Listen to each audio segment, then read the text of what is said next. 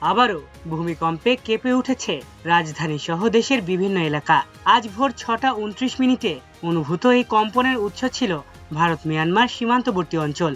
Earthquake ট্র্যাকের তথ্য অনুযায়ী রিক্টার স্কেলে ভূমিকম্পটির মাত্রা ছিল 5.1, যার উৎপত্তিস্থল ছিল মিয়ানমারের সাগাইং অঞ্চলের হোমালিন এলাকা, ভারতের মণিপুর সীমান্তের কাছাকাছি। ভূমিকম্পটির কেন্দ্র ছিল ভূপৃষ্ঠ থেকে প্রায় 66 কিলোমিটার গভীরে, ফলে মাঝারি মাত্রার হলেও এর প্রভাব ছিল তুলনামূলকভাবে কম এবং দেশে মৃদু কম্পন অনুভূত হয়েছে।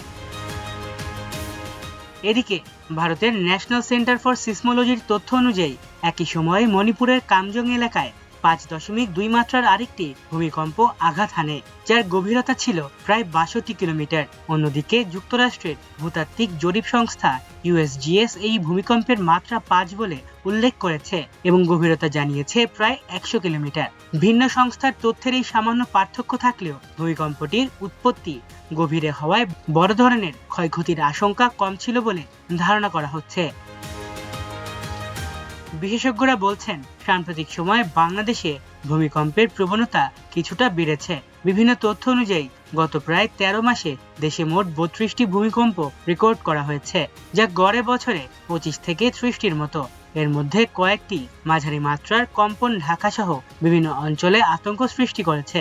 বড় ভূমিকম্পের পর ছোট ছোট পরাঘাতও লক্ষ্য করা গেছে, যা ভূ-অভ্যন্তরীণ অস্থিরতার ইঙ্গিত বহন করে।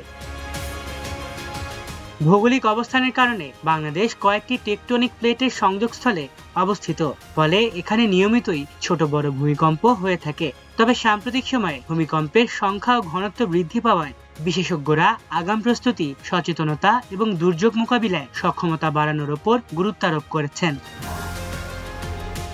ভূমিকম্পটি স্থায়ীভাবে বড় কোনো ক্ষয়ক্ষতির খবর না পাওয়া গেলেও হঠাৎ কম্পনে অনেকেই ঘুম থেকে জেগে ওঠেন এবং আতঙ্কিত হয়ে পড়েন। রাজধানীর বিভিন্ন এলাকায় বাসিন্দারা কয়েক সেকেন্ডের জন্য ভবন দুলতে অনুভব করেন বলে জানান। সামাজিক যোগাযোগ মাধ্যমেও এ সময় ভূমিকম্প অনুভূত হওয়ার বিষয়টি নিয়ে ব্যাপক প্রতিক্রিয়া দেখা যায়, যেখানে অনেকেই তাদের অভিজ্ঞতা শেয়ার করেন।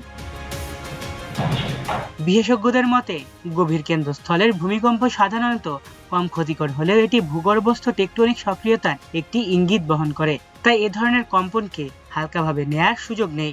তারা বলছেন, নগরায়নের এই সময়ে দুর্বল অবকাঠামো বড় ঝুঁকি তৈরি করতে পারে, ফলে ভূমিকম্প সহনীয় ভবন নির্মাণ, জরুরি প্রস্তুতি এবং জনসচেতনতা বাড়ানো এখন সময়ের দাবি। মাল্টিমিডিয়া ডেস্ক, আমার দেশ।